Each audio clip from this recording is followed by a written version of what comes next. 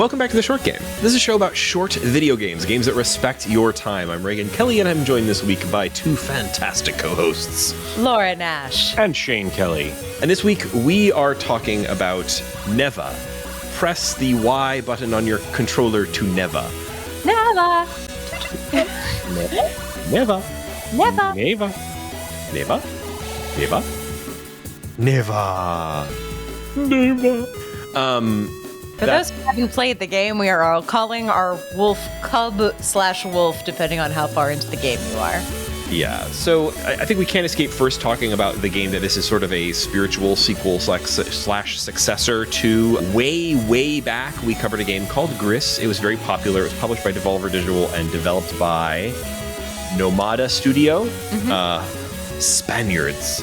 And Gris was really popular in the circles that we are in, because it was a combat-free platformer that had absolutely stellar hand-drawn art. It looked very much like, I don't know, how would you describe? I think it's a bit like, early Disney,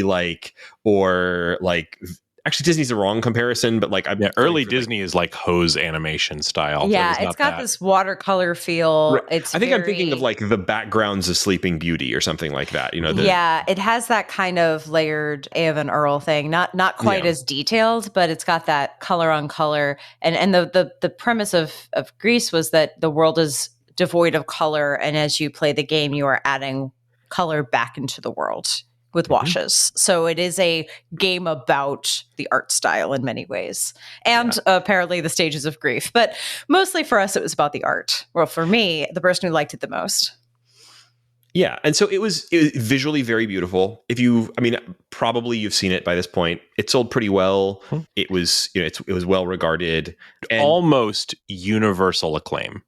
Apart from this podcast, where I was the only one who liked it, I think. Yeah, we had a lot to say about it at the time. More or less, I still feel, maybe even my feelings about it have gotten more negative over time. It was a visually gorgeous game, like incredible animation, really tasteful aesthetics, good uses of color. Every screen, a screenshot for your wallpaper folder, just really gorgeous game that was, I felt a little bit emotionally dead. Like, it just didn't do anything for me. Yeah. It was, people really had, a lot of folks felt they had a lot of, an emotional response to it. It was a game about the stages of grief, like Laura mentioned, a game that was really, it had zero fail states. Puzzles were extremely light, no combat. There wasn't much to do in the game apart from collect orbs of grief energy or disliking something. This game is like walking, Gris, is like walking into Versailles and saying, too much gold. I just don't like this. I can't climb on anything. It was a pretty, for me, I wouldn't say that I wasn't necessarily emotionally moved by Gris, but I saw what it was doing, and I had a really good time, like going into an almost meditative state playing it. I found that there was enough movement and enough light puzzling that I wasn't bored while hanging out in a beautiful environment. And that was enough for me at the time. This game is a little different to me. I think they listened to people who said there wasn't enough to do in Gris and changed it for this one. That was why I was really excited to play Neva. Like, obviously, Gris had incredible visuals.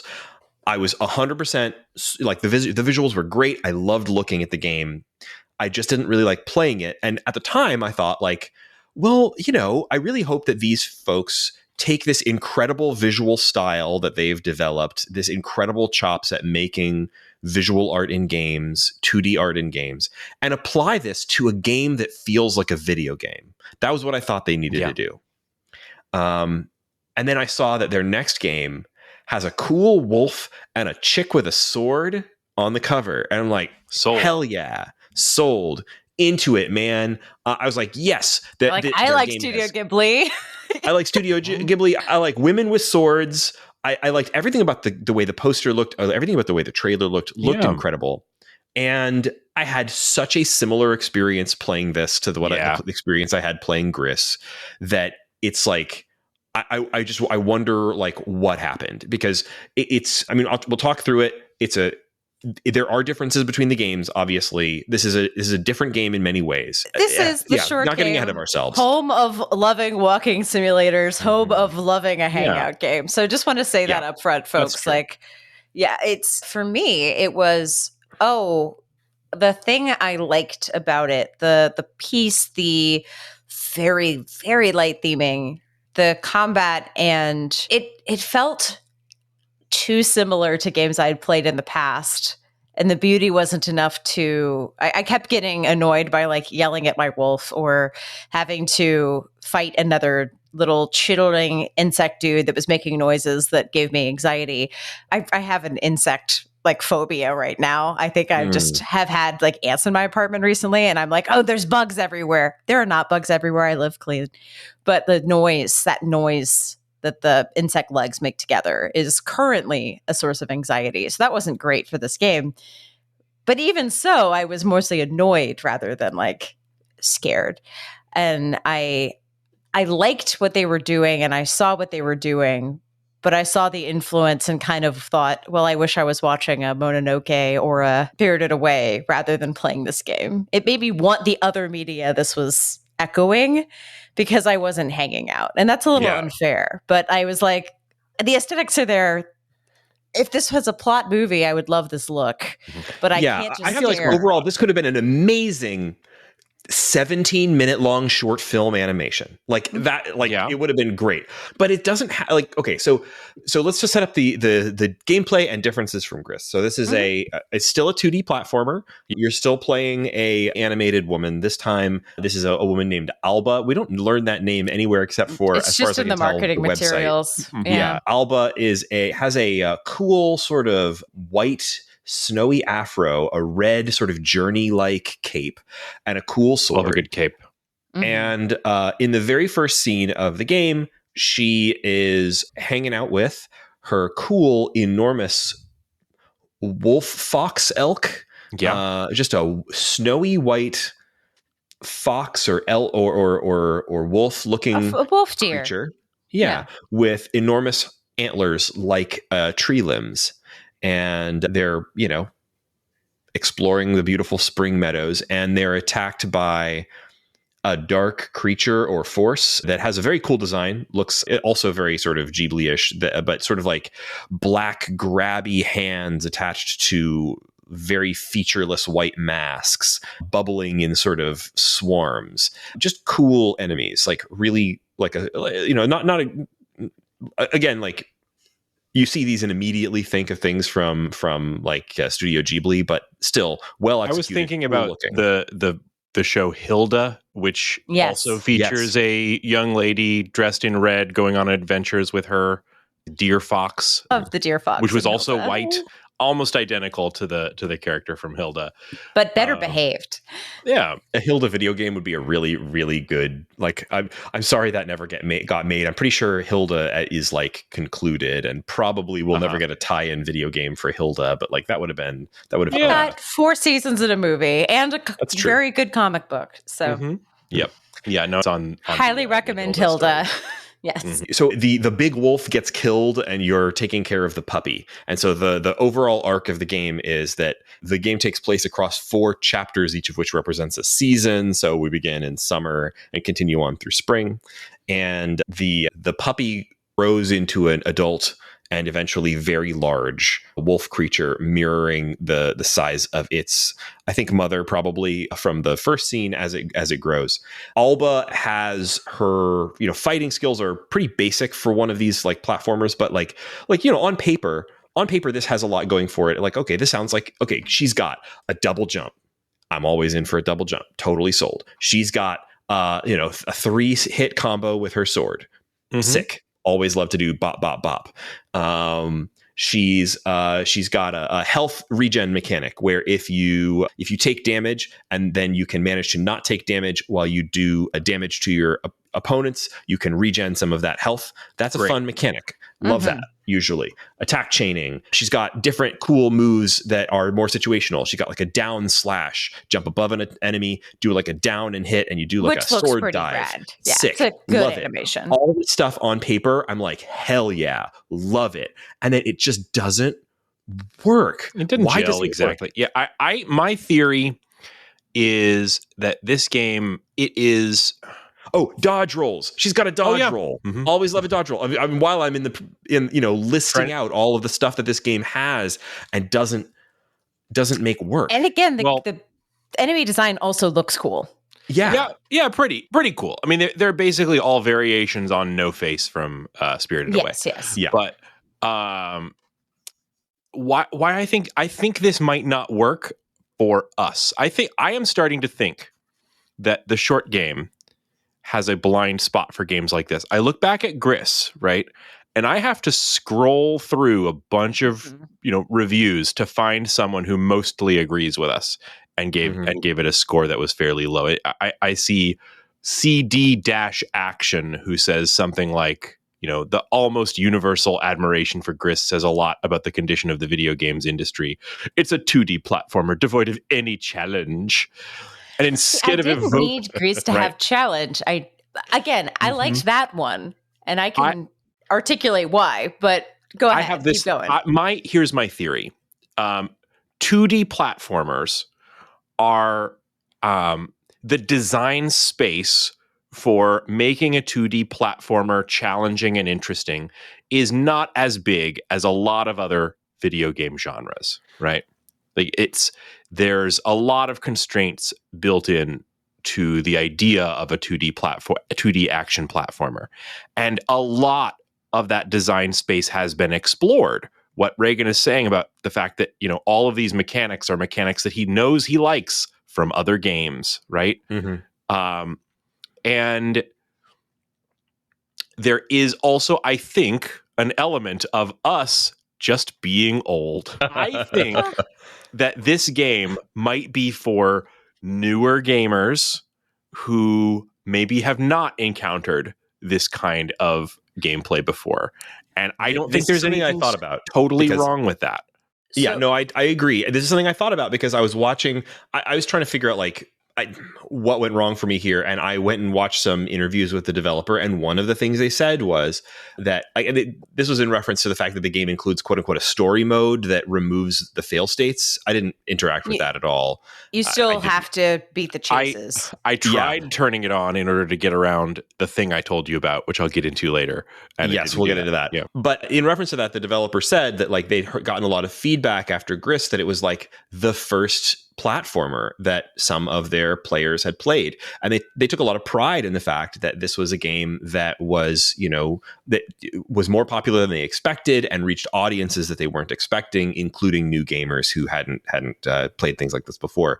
So that may have been a surprise for them there, but it wasn't obviously with Neva. And he specifically mentioned that his father played it, and he wanted to reach gamers like his dad, a person who didn't play video games. And so you're absolutely right. I think that maybe this is actually well positioned to be somebody's a great first action combat platformer. And if you've played other action combat platformers, maybe this is not well positioned to be your probably 300th or something. This is a very beautiful take on a very well trodden space. Yes, I don't think I'm that good at platformers, but I do think that I require a certain level of level design. And I think this had aesthetics. But for example, there's a section in one of them where the world is breaking apart. You're able to climb up walls with white flowers on it. And then the world will keep breaking apart. And now it's platformers. Mm-hmm. That felt eternal. I was so tired by the end of that group of I'm going to jump. I'm going to jump on this area, and then the level's going to break apart, and then I'm going to have to navigate. It wasn't. They were always very similar layouts. They weren't. You had to wait for they would kind of bob up and down in the air, and you had to wait for timing to do it. Oh, I hate that. And so it was a combination of waiting and repetitive mechanics. And I was like, I wish this was shorter. Mm-hmm. I have to tell you what happened to me, because that I normally don't bail on games that early, although I am these days actually that my did not finish pile is growing faster than my finished pile. But I got to that area, and there's a sequence like Laura's describing where the world is kind of cracking into little chunks, and you're doing a lot of climbing, right? And so this is right around the time they've introduced what I refer to as grabbies, where they have some special plant that's growing to show you that a surface is something you can ninja grab onto. I got to a point where I had to do some jumping and climbing. I had beaten a few like weird bird guys, and I could see a plant growing on the wall that I needed to climb to. And I did my jump / double dash, all that to get to it. I did it a few times, and I thought to myself, you know what? I can see where I'm trying to jump to, but I'm tired. It's the end of the night. I'll play this a little more tomorrow. The next day, I had about an hour's worth of playtime, and with like a fair amount of experimentation, my entire hour's worth of playtime was spent like going back and forth, maybe backtrack. Maybe I need to backtrack. Maybe I missed something. One jump to get up this mountain. And after I looked up the YouTube tutorial and then finally pulled up the YouTube tutorial, not on my phone, but on a bigger screen so that I could actually see what was going on, I discovered that I was just being faced with a bug. This was a bug that persisted across saving and reloading the game. The little grabbies simply had not loaded on the wall I was trying to climb. It drove me so mad to get to this point. I basically quit the game at that point. I made a little farther after I realized that, because what I had to do is restart the entire chapter and then go back to that point, and then the little grabbies appeared properly. Yeah. So if this happens to anybody, I'm sorry, but my immediate response was, I'm never going to play this game again. It's funny, like you guys both had problems with the platforming, and that was... Oh, I didn't have problems with the platforming. I just said I got... platforming. I was making that jump. I made that jump the first try after I reloaded the game and the little grabbies had properly loaded into the level. Okay, I mean, fair enough. I don't mean, my argument with the platforming... Problems with the platforming, exactly. My problem was that I felt like they had more art than level design in some parts. So I had to keep watching the worlds break apart because the art looked cool. And I was like, but it's not fun. Yeah. Like it definitely, like there'd be these incredibly gorgeous scenes, but ultimately it was all hallways. Like there wasn't really any interesting decisions to make. You're going left to right almost all of the time, except occasionally you'd reach one of these nodes where it'd be like, there's 2 glowing dots on the wall and I can go both left and right. If I go far enough left, I'll get a dot. If I go from far enough Gris. right, I know, same thing from Gris. If I go to far enough left, I'll get the other dot. It was just like very rote, like I got gorgeous mad hallways. when that temple came back. I was like, oh no, I'm in an organic land. No temples, no. Yeah, don't a lot give of that. me boxes. I was mad. So that was annoying, but the thing that really killed it for me was just that the platforming, the combat, which was like ultimately you go down these hallways and then you get to a monster room, and 1 to 3 monsters will come out at you, and you have to do combat with them in order to open the doors. Basically, very standard stuff, and there was almost no creativity possible in these fights. They were incredibly rote. Each,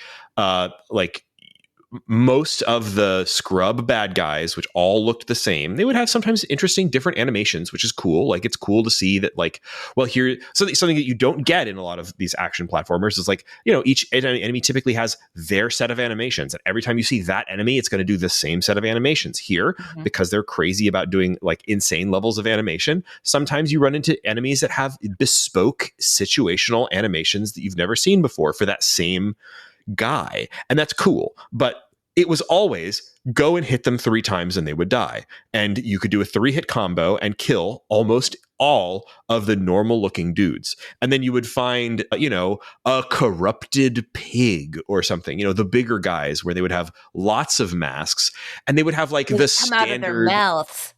Oh yeah, yeah. Like it would be like, cool. great beasts corrupted by sweaty little creamy masky boys. Every time you saw one of those larger enemies, it would have the most obvious like two-stage combat you've ever seen.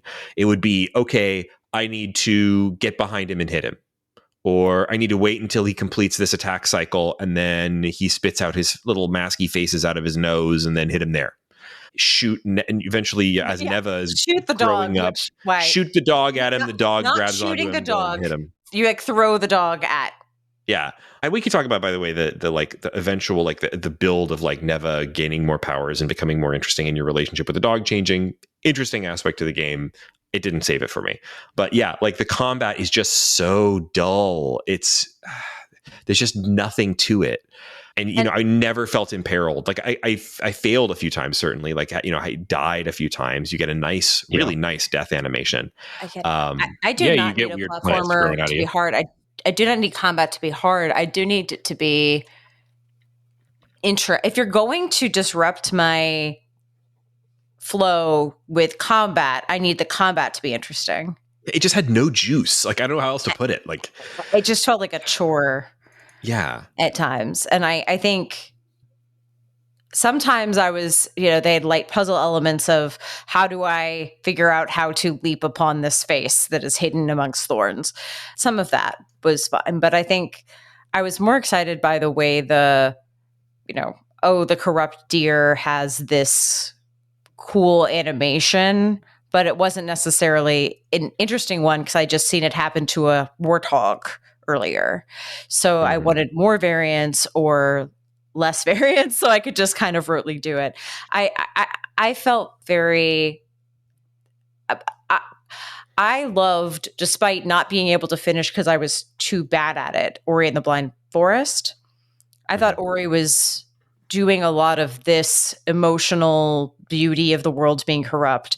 And that game was hard, but I was also emotionally moved by it. So I'm not saying the combat needs to be at a level where I feel like awesome about it to get emotionally involved. I just needed to have the combat feel more necessary to the story. And it felt like, oh, they added combat because they were told to add combat. That's what it felt like to me. And it was disappointing. The other thing about this is that I do feel like, similar to Gris, I think that the emotional narrative kind of failed for me. And maybe this is more of a me, or I know that Gris in particular worked for a lot of people. And like Shane was saying, like, you have to scroll pretty far to find a review that didn't like it as much as I didn't like it. And similarly, like this game, like 85 something like that % on Metacritic, it did well, people liked it. But so this game's themes are, as stated by the developer, are about parenting. So this is a game where, the overall arc of the game is you start with this death of the parent of the dog, right? The puppy. And you take Neva, you adopt Neva, the little white, deer fox animal, as your essentially pet. This is one of the issues I take with it, is that, like, this is supposed to be a big game about parenting, but really it's a game about dog mom. But this is, you adopt this dog and begin raising the dog. And through the course of the game, it has this interesting arc of, like, there's different seasons to the game. Periodically, Neva will get larger.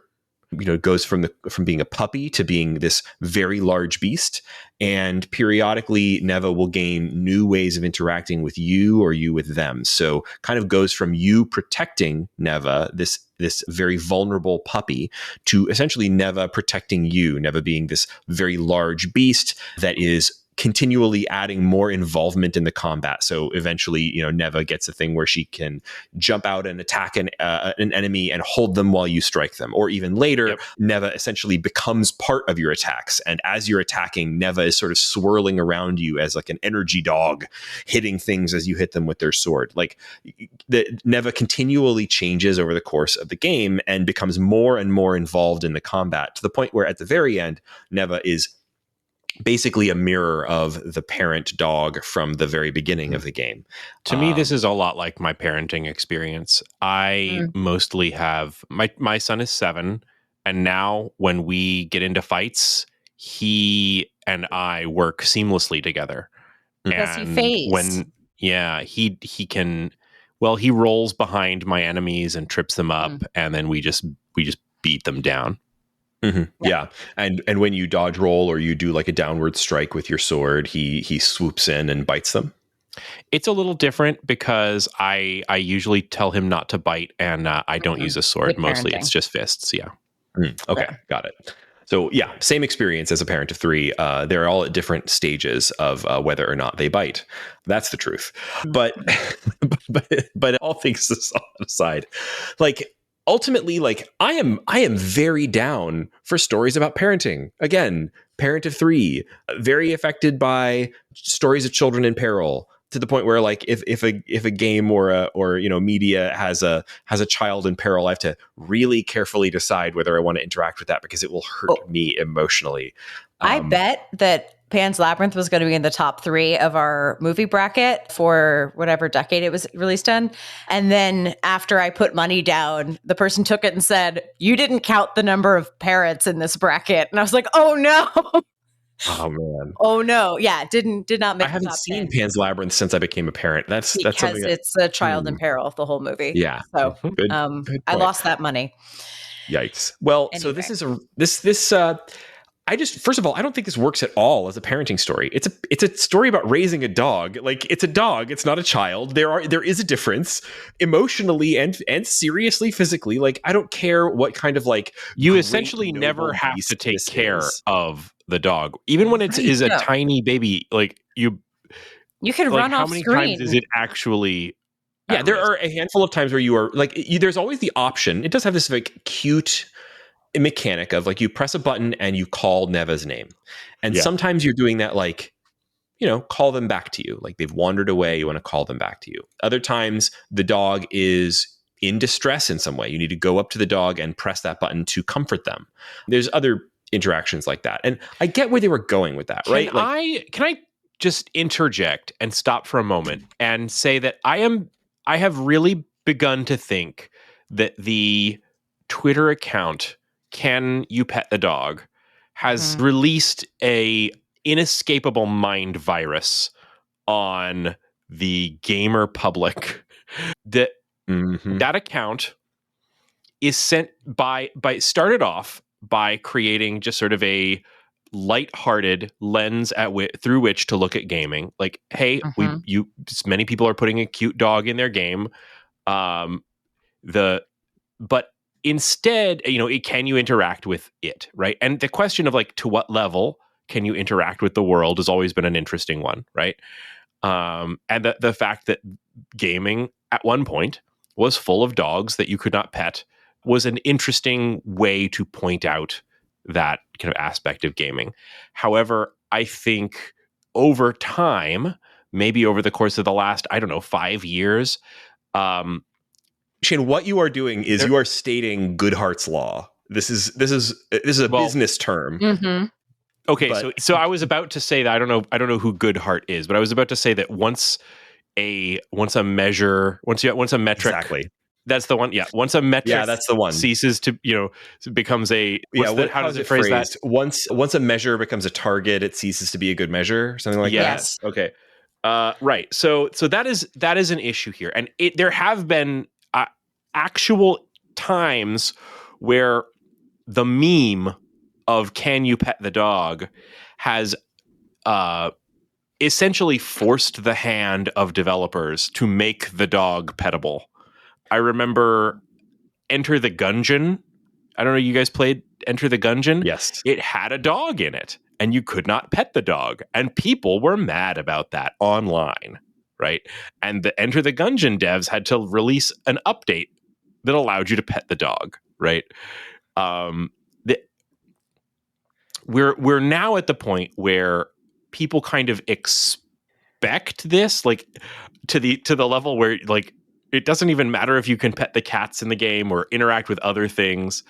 I know this is a bit of a tangent, but I think it's a fair one, because this, for a game that was about bonding with this animal. Mm-hmm. We have played bonding with animal games that were stronger with limited mechanics. For example, Falcon Age, which is where we did this for a Bird Week episode. I don't think everyone played it, but this is one where you are explicitly trying to bond with your bird companion as a revolutionary. And it's a question of how much are you bonding with your falcon versus how much are you using it as a weapon in your arsenal. And yes, you can put a little cowboy hat on that falcon and it's cute as hell and you can fist bump it, but it's more important that you can also hunt with it, feed it, teach it. There's a lot of different mechanics of caring. So you actually form a very intense bond. And I felt like, why did they give me 20 combat mechanics and all I could do with my pet was call it and pet it? Why didn't I have more things I could do for that animal? Heal it, protect it, shield it, feed it. Like, why were there this game cried out for defensive mechanics and there were only combat mechanics and they were repetitive. Like the theming just missed the mark here. Like I didn't need 20 ways to shoot, climb, dodge, roll, because none of that bonded me with the animal. And that is the theme of the game. Yeah. So to me, it did not help a lot that eventually the dog could become a gun. Like I did not love that. No, and I was mad the first time the dog phased because I was mad because I'd spent a whole level shepherding this wolf cub, like who didn't want to stay on the screen with me because it was scared, because it couldn't jump far. Like it was finally big enough to stay with me, and the first thing it does is phase out of existence and go to a higher hill. I was so you don't have to worry about like, can it climb to where I'm climbing to anymore? It just one zoops. thing the game had taught me was my bonding mechanic was gone in the second phase. And I was so mad. I was like, maybe it'll give me something new. Then it was like, nope, you can now shoot the dog. I was like, no, I don't want to shoot the dog like a gun. I want to protect this beast. Like that's what you've told me the game's about. And you didn't develop any of those mechanics. And that's what I was mad at. Because like that, if the theme is parenting, let me parent.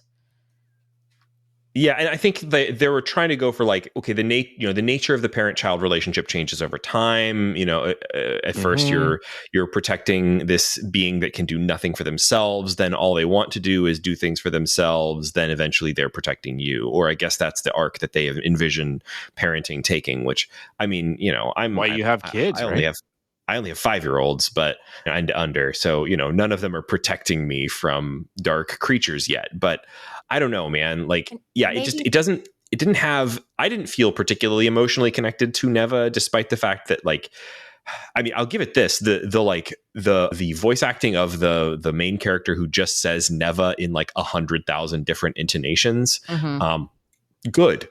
And when Neva was in trouble and Alba just says Neva, and you really, it sells it. It sells that this character cares about the dog, I think. But it didn't really make me care that much. And I just, it was visually awesome. I continued to take screenshots of the entire thing, especially in the, like, towards the end of I guess it was the winter chapter when they go into like the underground red Hades zone. And everything looked all end of Evangelion. I almost tweeted like end of Nevangelion. Is this anything? Yeah, that's not anything. I didn't post that, but yeah, it had a lot of great visually astonishing moments that like looked cool, but all of them played really, really similarly, and just there wasn't much. There wasn't much juice to it. It just, yeah. What else? You heard it here, folks. Raygan requires the juice. I need the juice. Give me the juice. Yeah, I think this game, we can armchair quarterback this all we want. What we've seen, though, is that this is a developer that really gets it with art and doesn't music, get it. I think is pretty good. And music sounds great. Just something about their sense of wordless emotional storytelling misses the mark 2 for 2 for me, at least. So many reviews said the second I saw that dog get attacked in the first, I'm like, they attacked me. They didn't attack my dog. They attacked me. I'm protecting myself and the dog is with me. I think I don't know. I was really worried that this game is going to really emotionally affect me because I've been an easy target for the last year, the last 6 months or so. And so I was like, oh, I'm going to be a sobbing baby at this. Like, I didn't cry at Gris. I really appreciated it, but I didn't cry. It didn't emotionally affect me. I very much enjoyed it, but I didn't have the weepiness that many people said was part of it. People are some phrases that popped up in online discussion of this were like describing as deeply emotional, or you'll never get tired of looking at it, and you'll never get tired of playing it. I don't know. Like, I would kill for this wolf cub, and I mean, we've poured praise on the visuals of the game, but I do also kind of feel like even that's just a little bit derivative. I don't know if that's okay to say here, but it was Princess Mononoke plus, I don't know, Hyper Light Drifter, like in a blender, and that's pretty much where it landed. Yeah, I think what people are responding to is that it does have way more frames of animation than you would typically see in a 2D platformer of any kind. Just like a really large amount of bespoke animation, a lot of bespoke backgrounds. Like, there's very little repetition of anything in this. Like, almost every scene, every screen is its own separate digital painting that is different from every other one. There's almost nothing in the game that repeats. And that is a really unusual thing, and definitely to be lauded. Like, you can see where they spent their time, and that this is the first game, Gris, came out in 2018. So presumably this game's been in development for like 5 years, maybe a little less. I don't know that. And you can see that and this is a 4 to 5 hour game, probably, for most folks, I think. And so you could see that. You could see they spent a ton of time doing custom, beautiful animations and backgrounds. It just doesn't do much for me otherwise. I just wanted them to... Their inspirations were very clear. I wanted them, if they wanted to talk about parenting, like, everything in the game should be about that. And like, maybe a secondary theme of environmentalism or goop or danger or whatever. But if you want a game like Gris, you beat a level and a color came back to world because you were coming back from grief. And like that, like the art style and the theme were purposeful and were hand in hand. And again, you might not be emotionally moved, but it was clear that like the game was a happier place at the end than the beginning. Like, it was a journey and you went on it. And even if it didn't move you, the theme and the art and the mechanics matched. And I was just really disappointed that the art was still like, I can't do arts just for art's sake. Don't disappoint me. Like, you have all the ingredients. Like, this would be like, I don't know. I don't think they realized what their strengths were in the first game. Yeah. I think I even said on that episode, like, I really hope that these folks like take this team, this animation style, this approach to art, this sense of taste, etc., and get a game developer in here. Get a. I know I'm being extremely. Apologies. I know they're all game developers. They're all clearly talented game developers with a different sense of taste than I have. So apologies there. But what I mean is, like, get somebody in here who can direct the game, who knows how to make something that plays well and is interesting to play and feels good in the hands, et cetera, et cetera. And it really seemed like, I think really I was just truly disappointed here because it really seemed like they had taken, they listened to the show. They took my note. They made a game with a sword in it. I love a game with a sword in it. And it just wasn't that. Yeah, they're listening. They're listening to this podcast right now. To me specifically, they knew exactly what I wanted, but they didn't, or weren't able to execute on it in a way that made it work for me. And I hope it works for other folks. And clearly, it's done somewhat well, and it looks good, et cetera, et cetera. But you have to scroll pretty far to find reviews that even like the Rock Paper Shotgun review, like, mostly positive, but like slams the combat. And if I'm honest, like I don't think I could give this a positive review because of the combat is so loose and floaty and uninteresting that it, like, I don't care how good it looks. It's boring. It's boring to play. I couldn't sit down and play this for more than an hour because I got bored. I had to put on a podcast or something to keep moving through it. Yeah, this was definitely a podcast game for me. I think part of what you're criticizing, like the mechanics of play actually work great. I feel like it's a little bit on the level design. The levels themselves felt a little bit sparse, a little bit too surreal, and a little bit not hallways. Well, there are a lot of long hallways in this where there's just not a lot going on.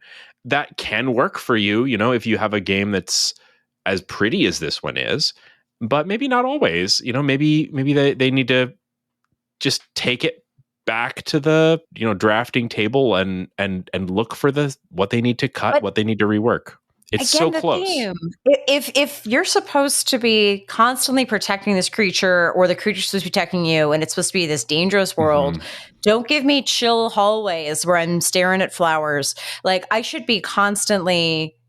either be able to relax knowing it's not that kind of game, or I should be worried about my wolf at all times. And tonally, this game was neither fair nor foul. And I really was mad that it didn't make up its mind what kind of game it wanted to be. Like, do you want to be the cozy game of the year, or do you want to have creepy Princess Mononoke no-face creatures who can constantly kill your animal? Like, I'm okay with a genre mashup. It's got to be more intentional than this. So I think I'm not mad. I'm disappointed is my review of this, because, man, the elements are in place. They just didn't worry about aligning it with anything. So it feels much like a really beautiful thing I feel very meh about. And I'm madder at that than anything else. Yeah. Well, I think there's not much left to say about it apart from that the game is out on all the consoles and platforms. It's on, Devolver Digital published this, and they're very good about getting a game out on everything all at once. And so that's what this is. It's out on everything from the Switch to Steam to PlayStation and Xbox. It's available everywhere. And I don't want to totally dissuade folks from checking it out. If Gris worked for you, then this very likely will as well, or at least we have one example here, Laura, of somebody for whom Gris worked and this didn't. But I think the rest of the reviewers seem to disagree. So a lot of people who liked one like the other. So. And also beware, if you're trying to jump onto the same wall over and over again, you're going to have to restart the whole chapter, because sometimes the grabbies aren't there. I can at least say that didn't happen for me, but I know that kind of bug, when it happens and makes you lose like a whole afternoon of playtime, that kills all the enthusiasm for a game. So lost me. I get it. Yeah. So you can check it out on all those different platforms. We've got a little bit of time left here. Do we have time for some what's making us happy this week? Laura gave me a thumbs up. Laura, what's making you happy this week? Yes. So I read 2 books recently. One, Cue the Sun, which is History of Reality TV. If that interests you, the book's for you. If that did not interest you, don't read that book, because it's just a very detailed academic history of reality TV. I loved it. Your mileage may vary. But I do think people who listen to this would really like the book, The Ministry of Time. Have either of y'all read this? The Ministry of Time, remind me, I think that that's different from Ministry of the Future, right? I have not read that one. Yeah. Yes. Ministry of Time is one where it's set in near future London. And the idea is that a woman applies for a job as a bridge, which is you are a bridge for someone who has been kidnapped from the past to test the feasibility of time travel. So they've got a bunch of people from the past who would have died anyway, and they have brought them to London in order to find out if they die or not before we started doing time travel. So let's grab people from the past, yoink them into our time, and then monitor them with microchips and see what happens to make sure that if we wanted to go time travel for longer times, it wouldn't kill us. So this is all set up as part of kind of the intelligence service. It's set up as a secret thing, but she's really just kind of babysitting this Arctic explorer and getting a crush on him. So it's got sci-fi elements, it's got romance elements, lots of conspiracy, very good pacing. Just they say things like, I didn't so much wake up as give up on sleep. Like perfect little sentences. They're not elaborate. They're precise. They're fun. This is both moving and thrilling. I'm sure this is optioned for a movie, although it might cost a bunch of money, but it's just a fun book. It's great that it matches all of the boring bits of normal life. And also you get flashbacks to his Arctic expedition, and you get weird, what is the Brigadier doing type spy stuff. All of it in a big blender. This is going to be a TV show. I can feel it in my bones, especially the fact that the lesbian woman from the plague, like the hot lesbian, comes back and just wants to bumble all the time. I'm obsessed with Margaret. She's the coolest. Yeah, it's The Ministry of Time by Kaliane Bradley. It is a bop. I've seen so many little recommendations for this, and I don't know why I haven't picked it up yet. It looks really, really fun. I love a good time. Everyone needs to read it in 2 hours. It goes so fast that I think people forget about it, but it is great. I was completely mixing it up. I mentioned it earlier with The Ministry of the Future, which was book that from a few years ago that I started and found extremely doomer. And just climate change is going to ruin the worldness in it. Yeah, that is going to be a trauma for you. Yeah, but it's reminding me of a book I read recently, which is also kind of a time travel book, The Sea of Tranquility by Emily St. John Mandel. If you haven't checked that one out, it's really, really great. I mean, this is the author that did what's that thing about End of the World? Station 11. That's the one. Sea of Tranquility it was a really quick read and a lot of fun, and it got very much into it. Was actually the book I'm actually going to recommend, Sea of Tranquility. Both were pandemic novels. I think there's a beautiful collection of novels out there that were all written during the COVID-19 lockdowns. So yeah, Sea of Tranquility, fantastic, features a pandemic very heavily. But the book I actually want to recommend to you guys is maybe a little more lowbrow than even the time travel novel.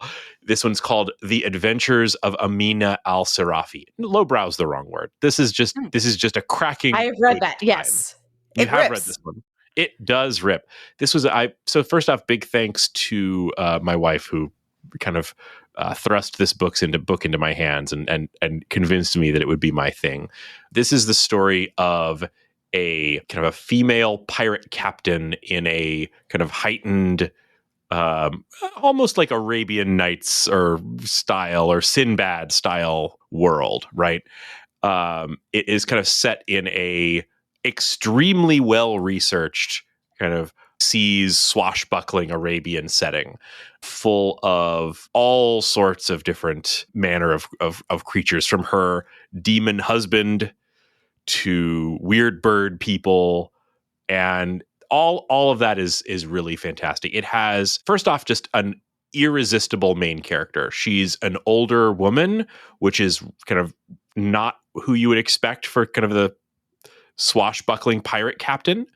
But everything about her is really interesting, in not just like how she came to be this greatly feared pirate captain. She's also she's of course playing against the kind of expectations of society and law.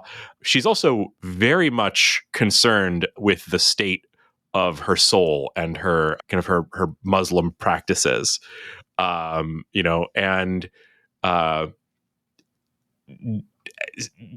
everything about her kind of getting this ship her crew back together to take on this one last job kind of situation is really fun. There's a great cast of characters, including like her friend, the Poisoner, who's always making knockout gases. And there's a lot of really interesting. I mentioned the demon husband. That's one of my favorite aspects of the novel.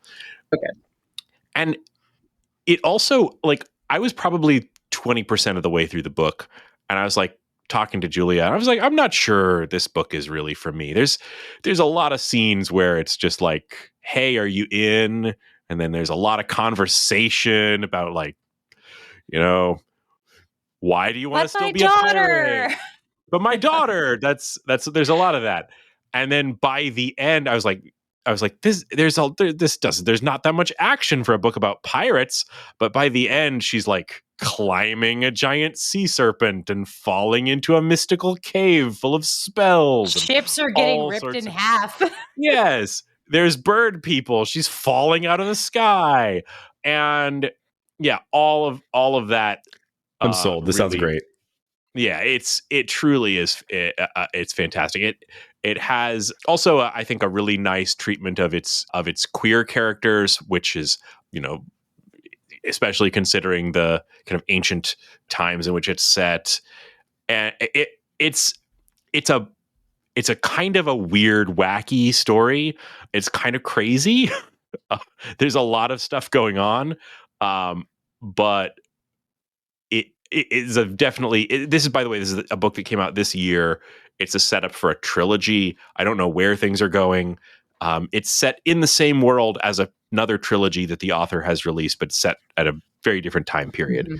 So anyway, all that said, Laura, you have read it. What are your thoughts on it? I'd love to know. I really enjoyed it. I loved the Deva Davabad trilogy, the previous book. Author's name is Shannon Chakraborty. She got in a little bit of hot water because she published the previous trilogy under S. Chakraborty. She's a white woman married to an Indian guy. She is a Middle East historian, but a lot of people were like, you're taking the last name, so now she's doing Shannon. So everyone kind of knows this is not an own stories book. So it got a little bit like, I don't think that was her decision, but she's now publishing under Shannon.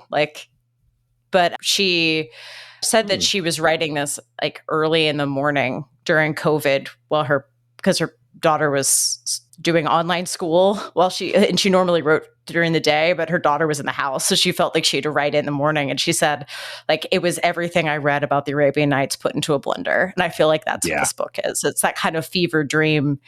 It does have a slow start, but it really is like getting the gang together for one big thing. And it does grow and grow. If it's like the other books will just start from that heightened place.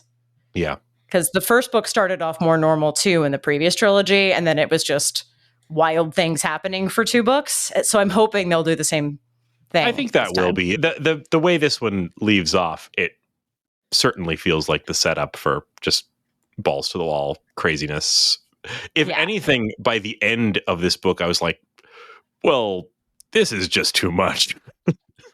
It starts off really slow, and I was like, wow. Yeah, the cover, it has fantastic cover art. Yeah, it's got a if you look at the cover, it's a beautiful cover. It kind of melds that kind of marbled frontispiece art that you get on many kind of older books with an image of a many tentacled kraken pulling a ship down. So very cool looking cover. They need to keep this cover artist for the whole series. Great stuff. Yeah, get past the first 150 pages. I am on such a swashbuckling kick right now. I know I've mentioned on this podcast how big of a fan I am of the Realm of the Elderlings books by Robin Hobb. And I am in the middle of her second trilogy there, which is the Live Ship Traders trilogy. As soon as it was perfect timing for me because I finished the first book in that. I'm getting these from the library, and I read Adventures of Amina al-Sirafi, and I was like, wow, more swashbuckling. And then as soon as I finished that one, the next book in the trilogy which is Mad Ship, was in my inbox. And yeah, I'm I'd love more recommendations for swashbuckling and romance on the high seas. So, Did you ever read the book Lies of Locke Lamora? I did at your recommendation, and what a great book. Yes. Its sequel, Red Seas Under Red Skies, is they go on a pirate ship and they're terrible pirates. Whoa. So they're, he's not done, but the second one is pirates. So if you've read the first one, the second one is what if those people tried to be pirates? It's great. How about you, Raygan? What's making you happy? Well, I don't have any books to recommend right now. I've started a new one that I am not sure if I can recommend or not. I've started reading Priory of the Orange Tree. That's cute. I've been too scared to read that because it was too big. It's extremely long. It was one of those situations, like, I won't know whether I like it for like weeks, probably. It's very long. But there is an audiobook that helps. It was a funny situation where I was like trying to figure out like, well, what do I read next? And I was like, what happens if I like describe my tastes to Chat GPT at length and ask it for a recommendation? And this was what it spit out.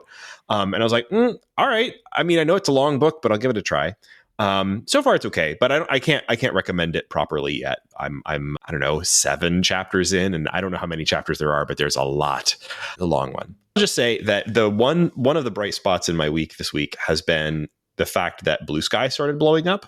And I know not everybody who probably listens to this podcast is like, first of all, even in need of social media at all. And good for you. God bless you. But maybe if you are the sort of person who does social media of a sort and you haven't gotten on Bluesky, I can recommend it. I think they've done some very smart things. Obviously, like the reasons that you might want to be getting off of the former Twitter, now X, are myriad, and everybody knows them. And I have been done with that place for a while. But for a while there, it looked like the only winner in that dogfight, the fallout, was going to be Threads, which sucks. Threads is okay.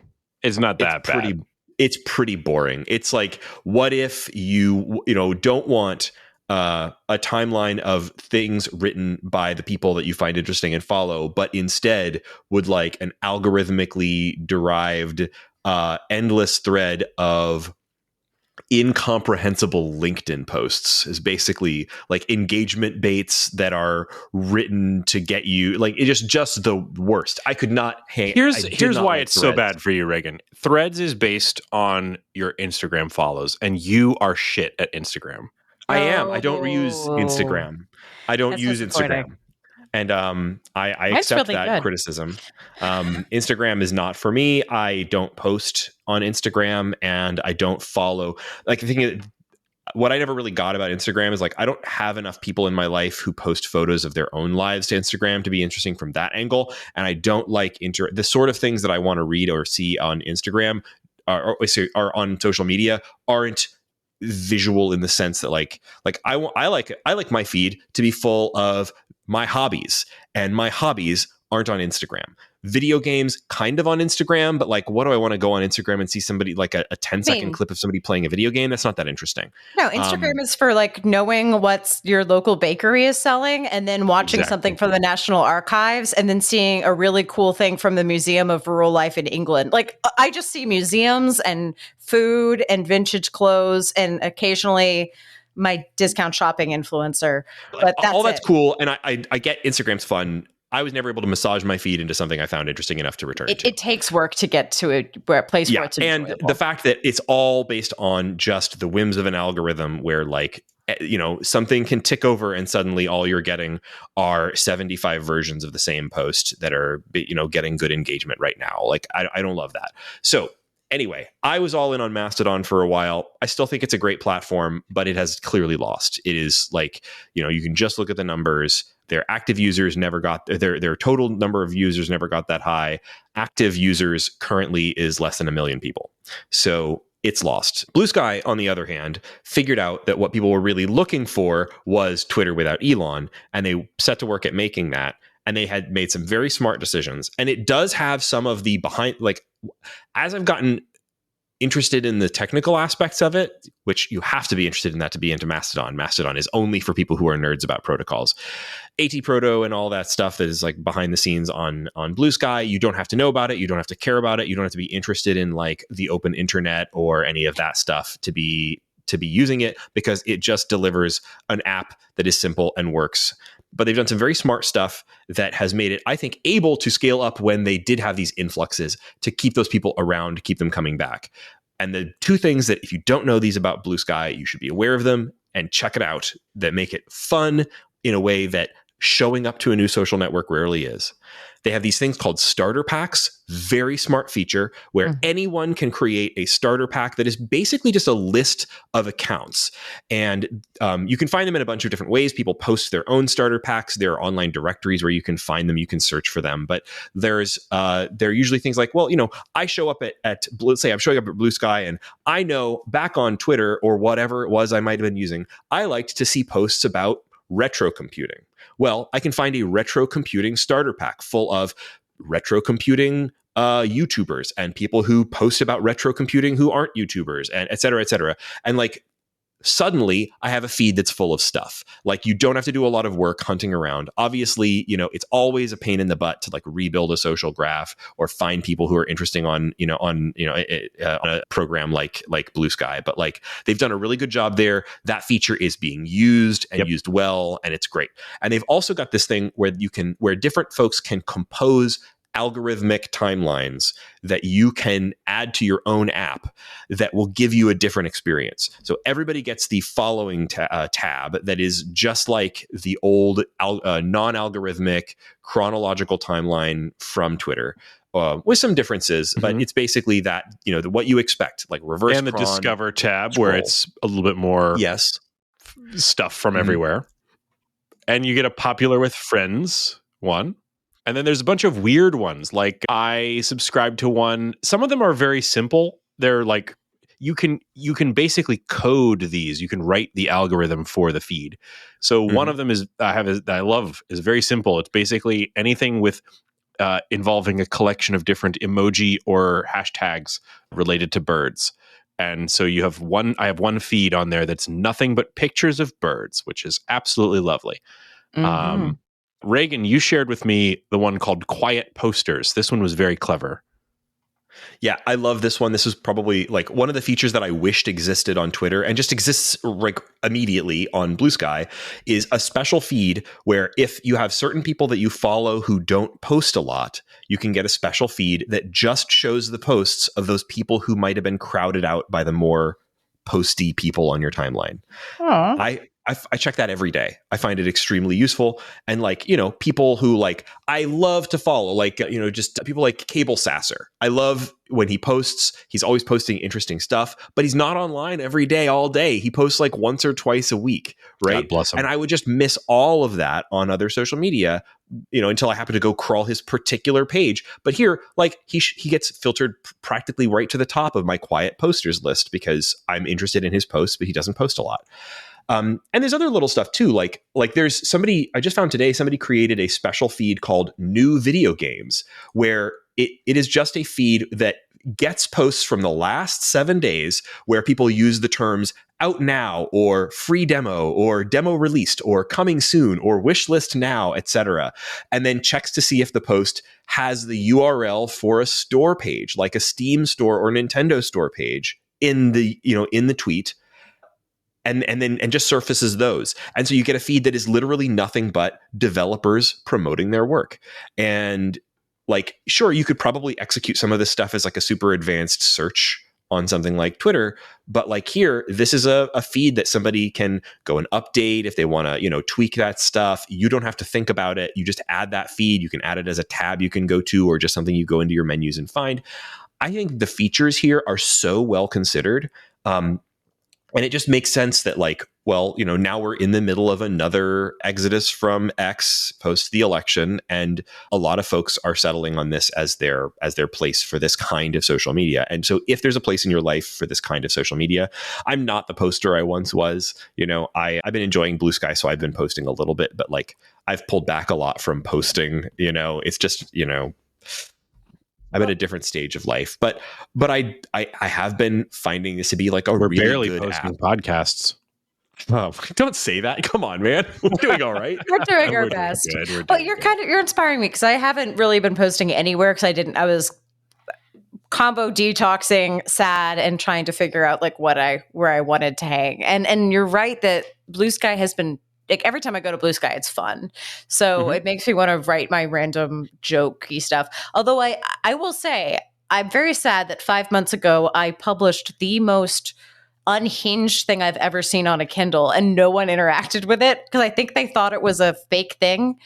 Laura, what I saw that post and I got the exact same ad. But like there was no interaction. I was like, guess no one's on Bluesky. But you download the like you could go and download like the hear. like I did not download the Kindle I downloaded the book. what's it called, the like, you know, the like sample chapter or whatever of that, and it was all just incomprehensible garbage. It's exactly what ad it looked like for a book called Walls Can Hear, and it's just a picture of the words Walls Can Hear in cursive, all caps font with a picture of an ear. And then the tagline is, I asked for sauce and hands emerged out of the wall, possibly with a pail of it. Yep. That's the ad. Yep. Yeah. So no one interacted. Possibly and I was with a like, pail yes, of it. no one's on Bluesky or no one who follows me cares about weird Kindle ads. But people are on there now. It's starting to pop Time to go off. back. Give it another shot. So if you're in the same position that Laura is in, where you kicked the tires on Bluesky months ago and, you know, nothing happened, maybe give it another try. It does seem to be, it's had a number of weird waves. It benefited a lot from when Brazil banned Twitter for a while, and there's a huge population of Brazilians on there now. Turns out they ran all the Stan accounts. I'm not Weird. kidding. Like almost all of the Stan accounts were managed by Brazilians because they all died in the same day. Sad. It's just a real thing. It's definitely spiced things up a little bit because there are some Brazilians who are like, you know, like you get a Brazilian who makes like the best weird Sonic the Hedgehog account you've ever seen, that kind of thing. So good stuff like that. It's also gotten somewhat popular in Japan, and it's just had a huge influx of US users after the election that has felt really organic. It wasn't like some of the previous exoduses, including to Bluesky, but also to Mastodon, where it sort of felt like everyone was just like talking a lot about leaving and nothing really happened in numbers that really added up. This feels like less talk, more action. You know, it just feels like people are like really looking for a change. So, hey, again, I'm not here to like say that like social media is like great and awesome. If you don't need it in your life, you're probably in a better situation than I am. I don't know. I've had fun with it this week and I would recommend it if you aren't on there.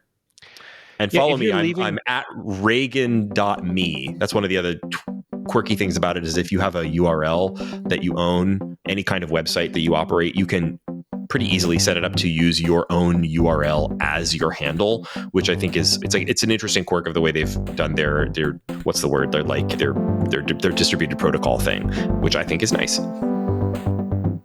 If you're leaving Twitter, go into your settings first and tell them that they can't use all your content for AI. Yeah. I should probably go back and do that. I like left my account dormant. I never deleted it, so probably should do that. All right, well, listen, thank you so much for joining us on this episode of The Short Game. You can find us on the internet at shortgame.fm. You can also find the show on Bluesky at shortgame.fm.